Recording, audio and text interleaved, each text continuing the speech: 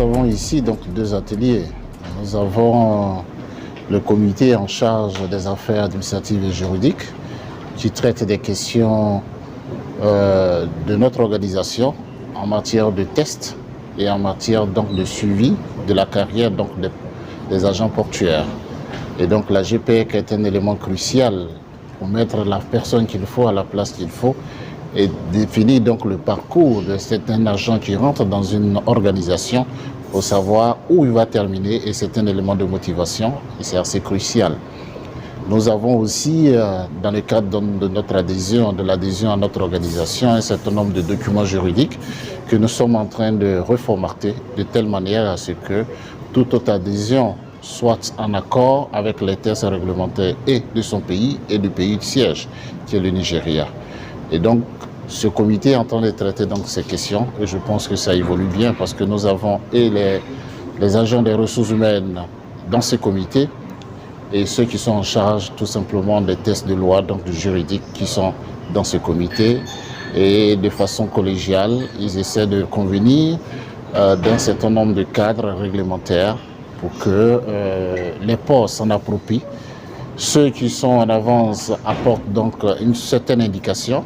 Ceux qui n'ont pas encore emboîté le pas essaient de le faire pour que nous essayions de niveler le niveau de connaissance de tous nos ports qui partent de la Mauritanie en Angola.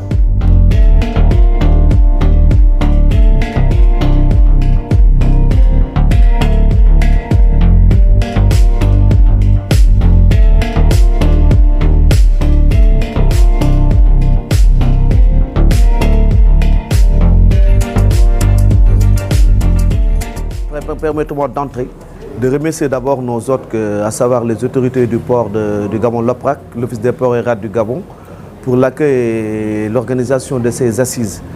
Nous sommes là en sorte en tant que membres de l'Association de gestion des ports de l'Afrique de l'Ouest et du Centre, association qui regroupe 24 ports, pour réfléchir des enjeux qui interpellent nos ports.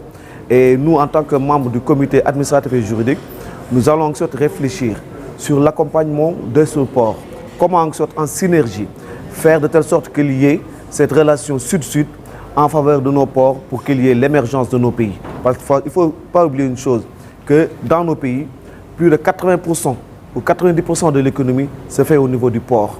Donc notre mission à nous, comité administratif et juridique, c'est par nos réflexions comment accompagner les ports vers l'essor.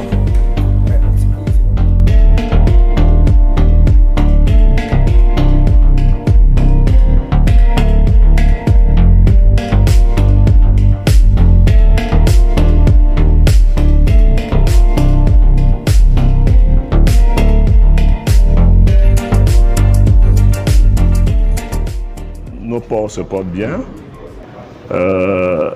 sans compter peut-être l'économie internationale dont dépend nos ports aussi, qui est marquée par la crise en Ukraine. Donc je pense que nos ports aussi sont victimes, n'est-ce pas, de ces économies-là, qui sont pour ma part en train de recevoir un coût, n'est-ce pas, mondial par rapport au coût des matières premières et toute autre chose.